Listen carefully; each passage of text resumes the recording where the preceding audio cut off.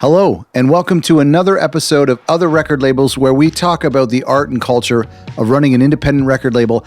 I'm your host, Scott Orr. Thank you so much for spending some time here. And today we're talking with an incredibly awesome label. I've loved this label for so long without even knowing that I've loved this label, because there's so many records that take me so far back. But ATO Records is home to my morning jacket. Brittany Howard, who has had an incredible couple of years, both with her band Alabama Shakes, and then of course in 2019 with her solo project. And Ockerville River is on this label as well. So many great names on this label. It's such a pleasure to chat with them, and I hope you get something from this. I wanted you to check out our new website, otherrecordlabels.com. That's where we're putting past episodes, and we're also going to be dumping some new resources on there, including our free guide for independent record labels if you're thinking about starting a record label, or if you're currently running a label and want some advice and some tips. And we've got some of that has been culled from a lot of these episodes where we talk to great labels, very much like ATO Records. So please check out otherrecordlabels.com and enjoy the interview. One of the things as I was thinking about all of these like iconic records and iconic artists, there's something about like ATO, like there's some indie labels out there whose brand alone is popular, like someone like Sub Pop, for example.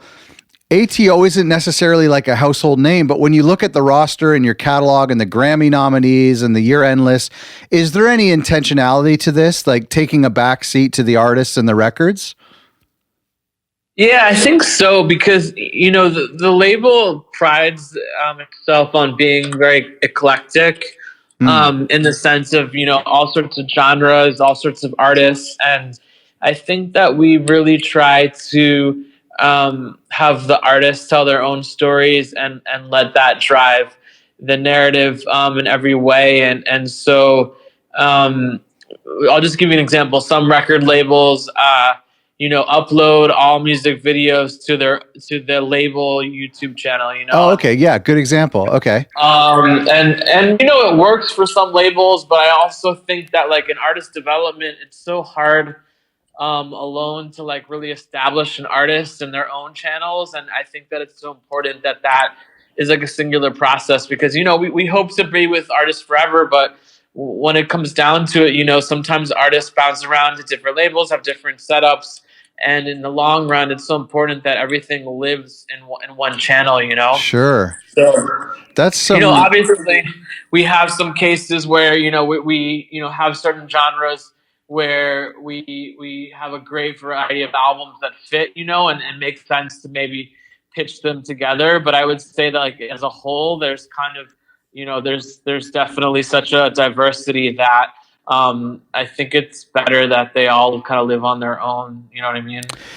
That's a really good thought. It's honestly never crossed my mind. And I think a lot of entrepreneurs who are starting a label, or creative people who want to start their own label, all of their energy and thought goes into the label, and pushing that.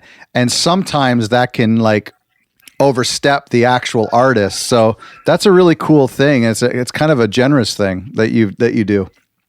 Yeah, we're in the artist development business, like we pride ourselves on that, and we look at the long-term development in the artist, and we're not trying, to necessarily like force a quick hit or, sure, just work with one album. It's like, it's a long term. And so, that the artist, like, it's so important that they have like full control and full creative vision, and it's really about them and supporting their vision and being their voice out there. So that's kind of the idea, I think that's great. First of all, congrats on all the success. I mean, as we're talking, the folks who hear this will be into 2020, but at the end of 2019, that Brittany Howard record has just exploded, and Grammy nominations and Pitchfork lists. And so that must feel really good for you guys. Yeah. It's an incredible experience and an incredible album and such an important. We've been working with her for 8 years. And so it's just so exciting to see this new stage and such an important visionary album, get the credit and recognition it deserves. Is she running for president? Can you announce that on this show? She is. Thank you. So look for her on that ballot. Thank you very much. Thanks for using this platform. I wish. Oh man. And I mean, the run of her career and her band has been really fun to watch. I kind of came on board around the Sound and Color record. I mean, the genre actually is not even my normal go-to genre, but I don't know if it was like, if I had discovered it through like Sound on Sound, like through the engineering side, because I know from a engineering standpoint, it was a really popular record in the production of it. But like, man, I just clung onto that record, and it's like the top 10 of the decade for me, for sure. And what was it like working on that record specifically? Did you get a feeling at the time that it was going to be a record of the decade? Wow. Well, the first album was magic in itself, True. Boys and Girls, and that was like every day was a new surprise and a new journey, and just like roller coaster ride. Like, it was just completely insane. I remember the day that Adele said that the Shakes and Hold On was like her favorite new song, and oh wow, when that moment happened, everything just exploded. I bet. And from there, it just was like a journey that literally in our lives you can never produce or never anticipate ever again. And so it just kind of lived its own life and started spreading out, and the band just was such a heavy live touring act, and they got out there and played so many shows and so many festivals, and their show became this like festival headliner status type of experience. And I think that they wanted to then, with that next album, the expectations were really high, and so they felt the pressure on them, but also they were ready to rise to the occasion and really try to push it forward and be creative and to develop and take the sound to a whole new stratosphere, And so I think that in the making of that album with Blake Mills and Sean Everett, the engineer, they really, they were really looking to try new ideas and try to be really think outside the box in their approach to recording and writing. And Brittany is just such a visionary with her creative ideas and what she comes to the table with. She's always, I think on that album, I want to say she talked about, just what she was, I feel like she was said that she was in her basement, just with these kind of visions on what she wanted to make. And she had kind of sketches of ideas. And so, when we heard that album, and also kind of where they had established themselves at that point, it was holy shit, this is crazy, and it was just beyond, sonically anything that they had ever done. And it was also just such an important step creatively that we really took it seriously and really invested in every ways to have it shine, and the turning point, I think one of the biggest moments was, when they were on Saturday Night Live, and then they were on the Grammys as well. Those two moments, to have those stages to really share their music was unbelievable. And then it was also cool that I think that album spread out Sound and Color to different worlds that may not necessarily know about a band like this, in the sense of artists like Drake or John Legend, a lot artists on that level started to reference that album as a point of influence and inspiration. And so then I think that then in a natural way kind of took us to where we are with Brittany's solo album and kind of where she's taking her sound. She's stepped it up on just another level, and she worked with Sean again on her solo album. You can hear that for sure. I think there was something I read, it may have been before I heard the record, but before I heard Sound and Color, that she like sang one of the songs with cotton balls in her mouth? Have you heard that? I think so. I can't remember that story specifically, Yeah. but like that makes sense. I feel like they were doing things like that. It doesn't make sense, but it would make sense. You know? No, totally. Yeah. But like, just Brittany is just such a creative genius, and like always looking to do things just differently. And in her mind, she's just always like, just on another planet. Totally. It's just incredible. I thought the recent Tiny Desk concert that she did was so great, and it was so cool to be like inches away from her vocal cords, like in HD like that. You know what I mean? You could really see, and because she's not belting it out, it's just coming out of her. It was really interesting. Totally. I think that's like one of the best qualities about Brittany is that she can do these amazing shows, but then she'll get really quiet on songs like Short and Sweet and like invite you in, and it shows sort of the range that she has and that she can control. And watching her concerts even now on this tour, it's like she's just getting better and better as well. Like she's just so at home doing what she does best on stage, performing like that. Yeah. Yeah, I got the feeling after I listened to the solo record a few times back in September, and seeing what she had done with Alabama Shakes, I just got that feeling that this is somebody that like we'll be talking about in 30 or 40 years from now. It just felt that way. Yeah. What was the history of the band coming to the label? You said it was about 8 years ago or so? Yeah, 8 years ago. It was basically Patterson Hood, who's the singer of our band Drive By Truckers, right?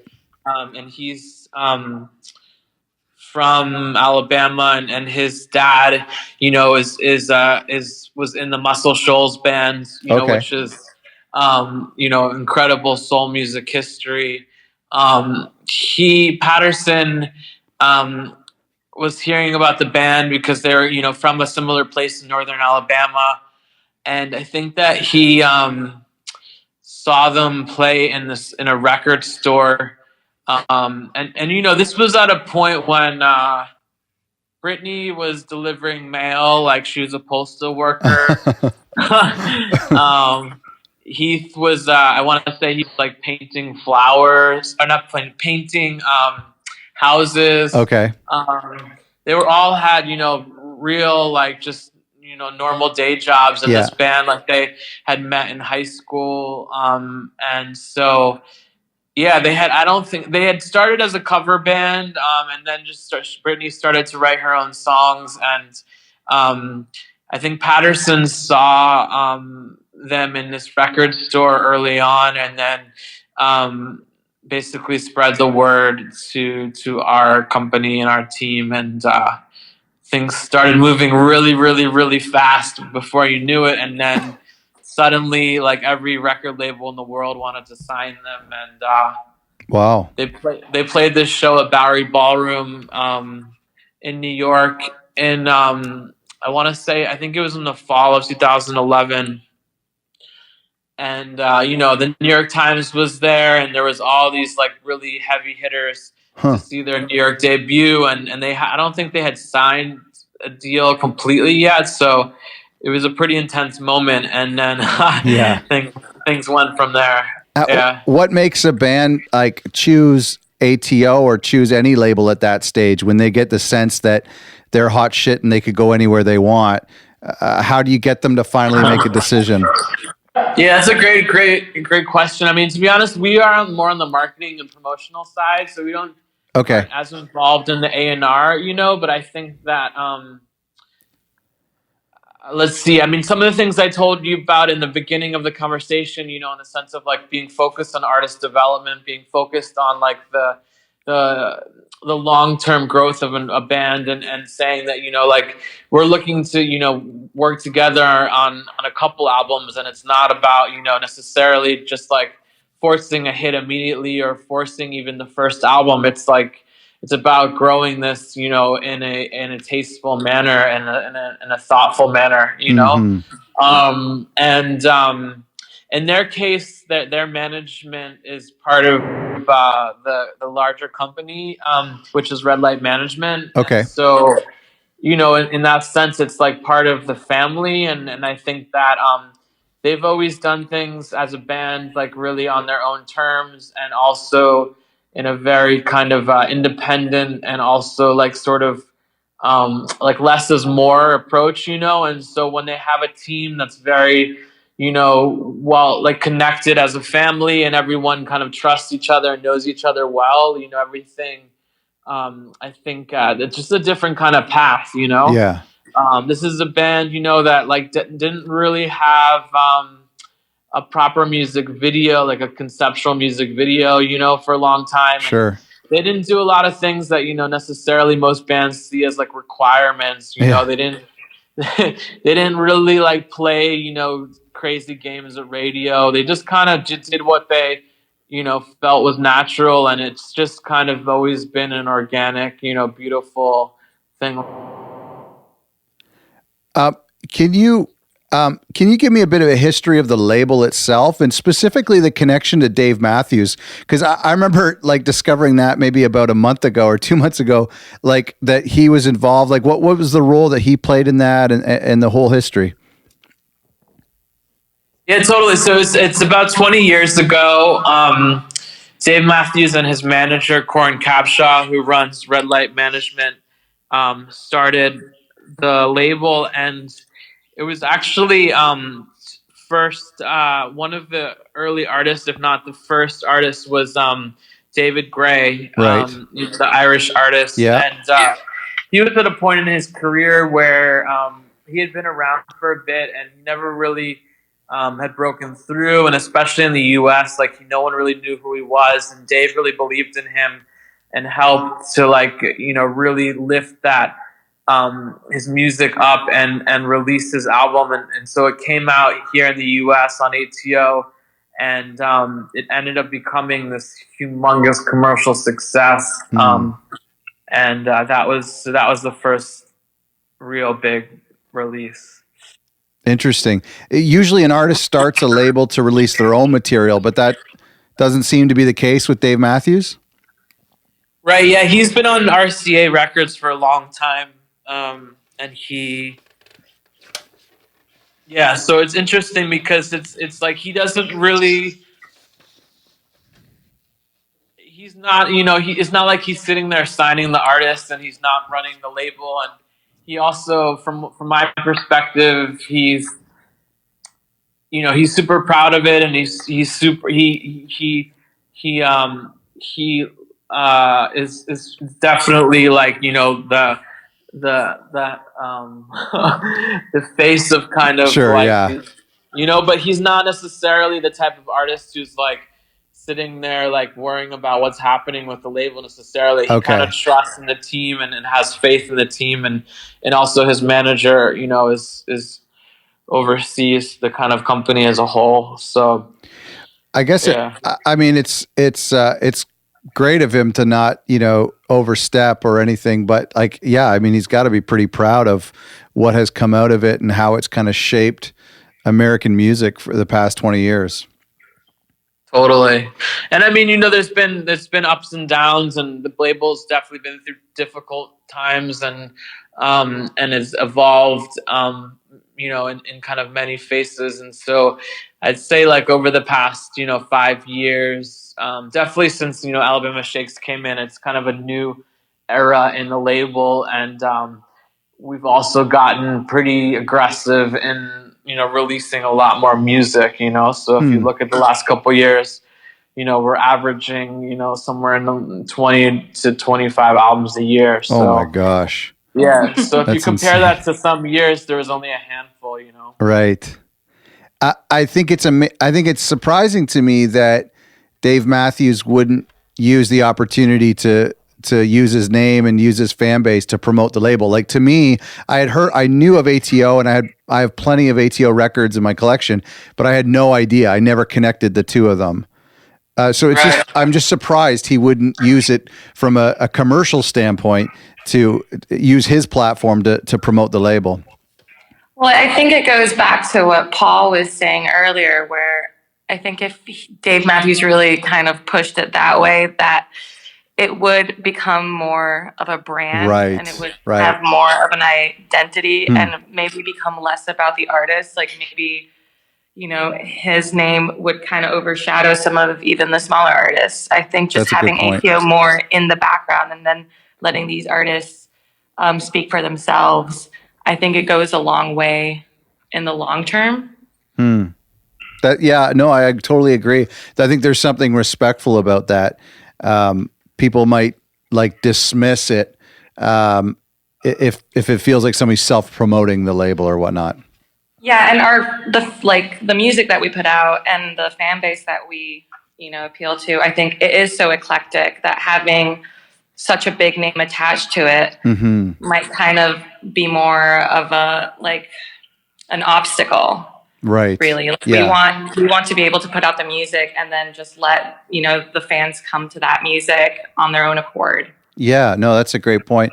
When you're speaking of like 20 albums in the year or whatnot, do you think it's good for an artist to be prolific? When I look at your catalog, I mean, we were talking about Brittany Howard and her various projects, but someone like Jim James has been incredibly prolific over the past few years with various different side projects, like everything but a new My Morning Jacket record for whatever reason. I'm dying over here. But I'm curious, like, do you guys encourage artists to be prolific? I know you're more on the marketing side, but that seems to be like an ATO thing. Well, I mean, I think that like a natural cycle is, in the kind of way of maybe every 2 years to 3 years, is just the right amount. I mean, we're in an album format kind of label, and so while the majority of the industry is like in a single format, right, that's true. Yeah, so at the same time, we're finding that in between those albums, we're trying to see ways that the artist can still be present and active, whether it's releasing like acoustic versions or remixes or a cover song or something in between to kind of keep their presence, known. But it feels that every 2 to 3 years is the kind of right amount. But obviously we're in such a quick, a kind of chaotic and quickly changing moment in the industry that, who knows what it's going to be like. Yeah. You talk about it, that the label has an eclectic sound, although I feel like maybe it's just the records that I've listened to, but I kind of associate a lot of these records with that roots and Americana scene. Is there a genre or sound that you consider to be like a North Star, or is it really more eclectic, as you say?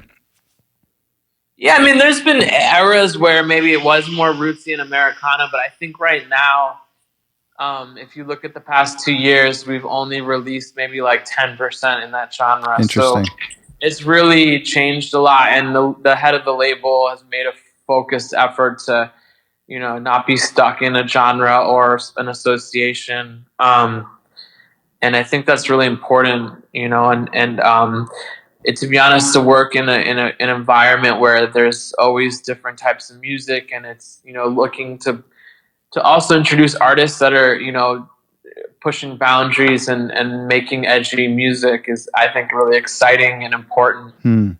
That's a good point. Yeah. Go ahead.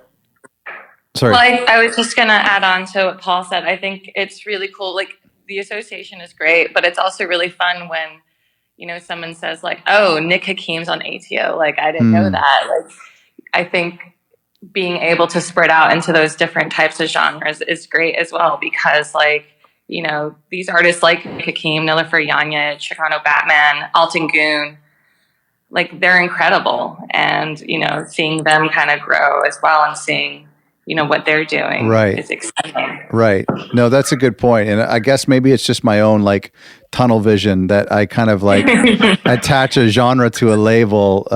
But it's funny because I've talked to a lot of labels and I've attached a genre to their label and they're like, oh, I don't see that at all. I think it's also because we're like in it. Yeah, that's so true. Like, that's right. That's right. Okay, so let me ask you guys, like, what do you do? What does it look like? What does your role look like surrounding a given new release? Paul does all work. And then I come on, no. I don't know. You go, Paul.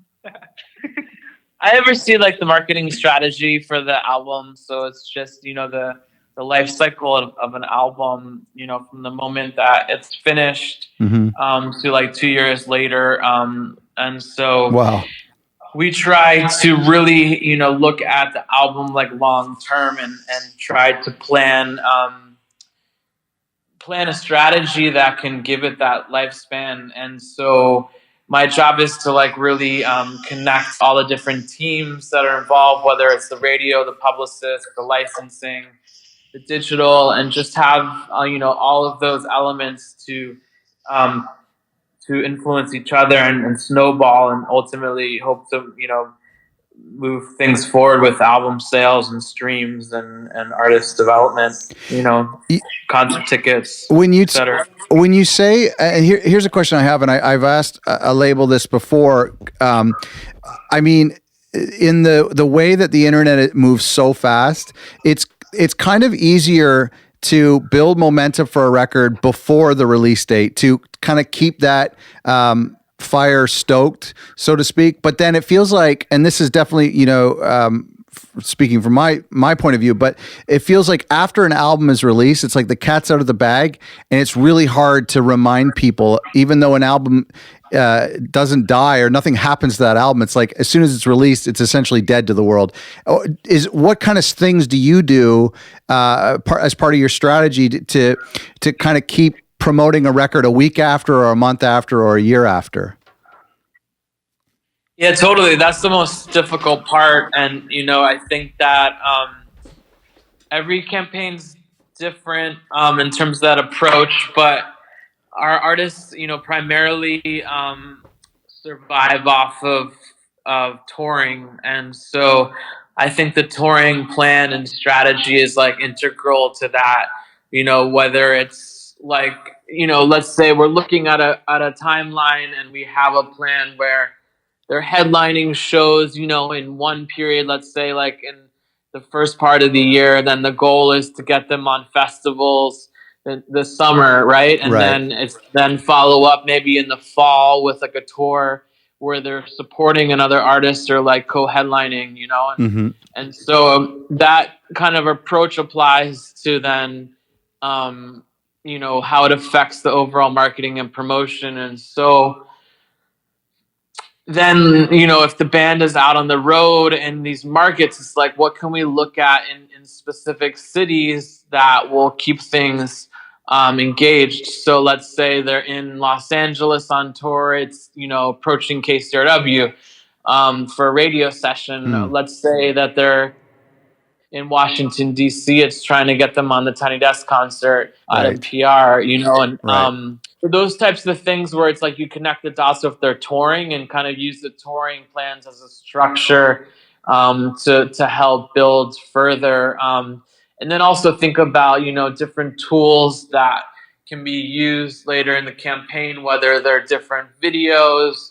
We like to have like, both live videos and conceptual videos, lyric videos.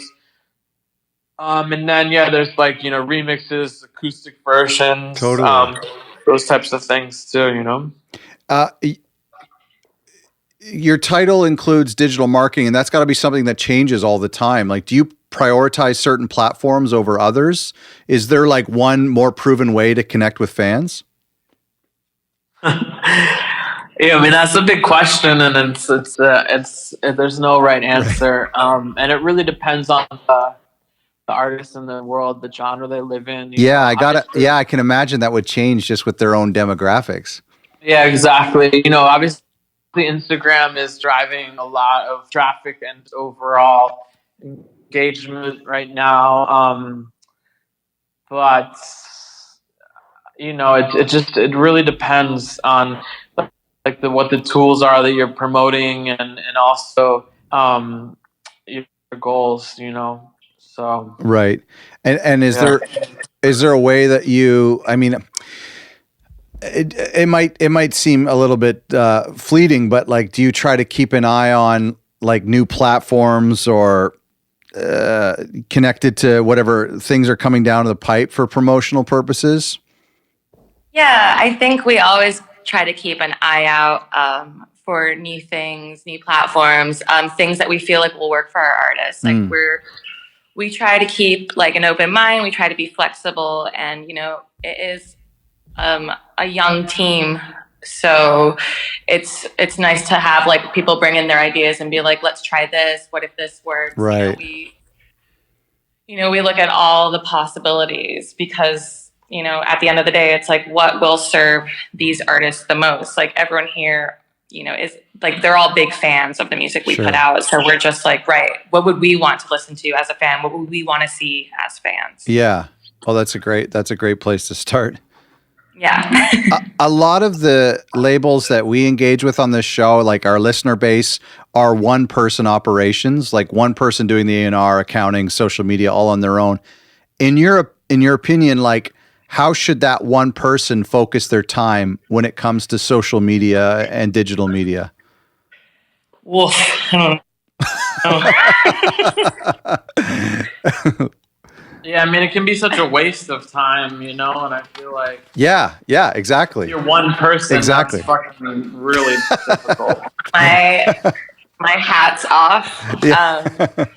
If I were one person doing everyone's job, I probably would have to be so insanely organized and be extremely good at not wasting any time whatsoever, because I mean, for smaller labels, I'm sure it's possible, and you just have to be very focused. I don't know. Paul would know way better than me, I think. What do you think? That's tough. Do you think that a new label, like a young label, should try to populate all of the social media platforms at once, or should they pick one and do it well? Like, what would you do? That's a good question.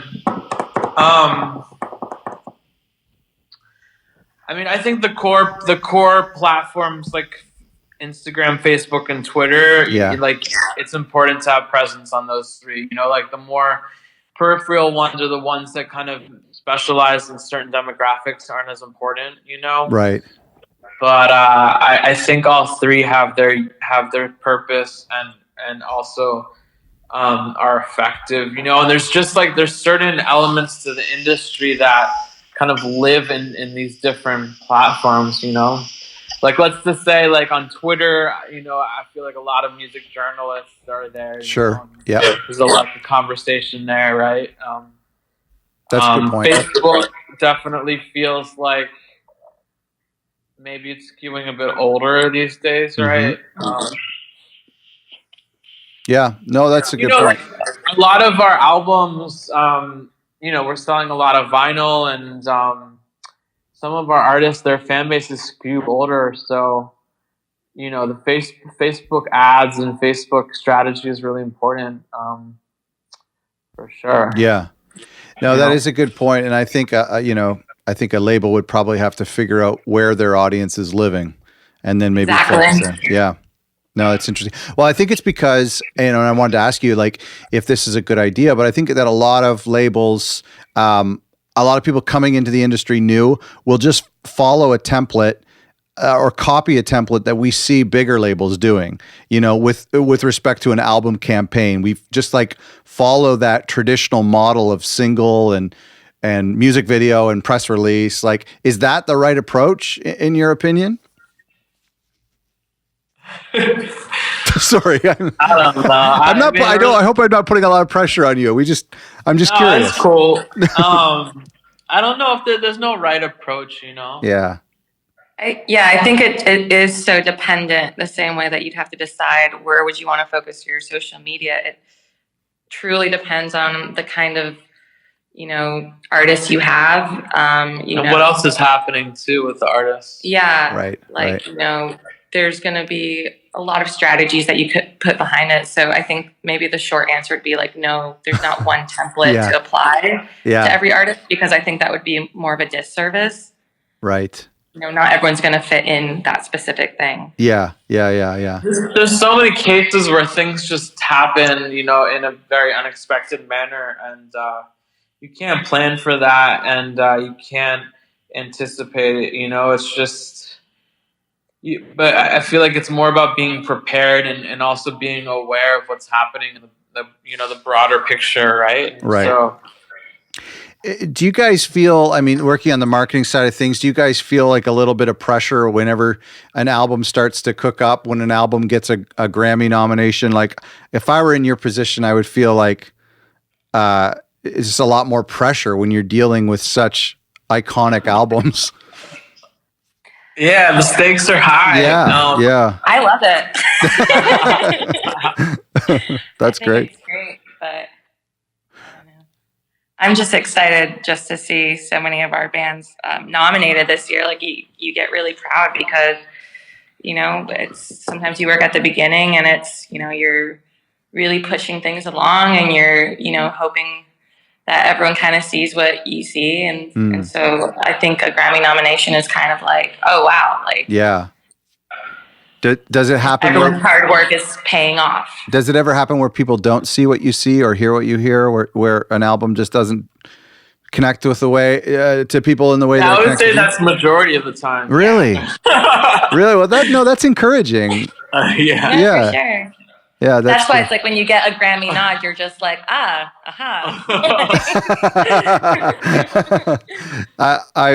laughing along with you, but I don't know what that feels like. But I imagine it feels great.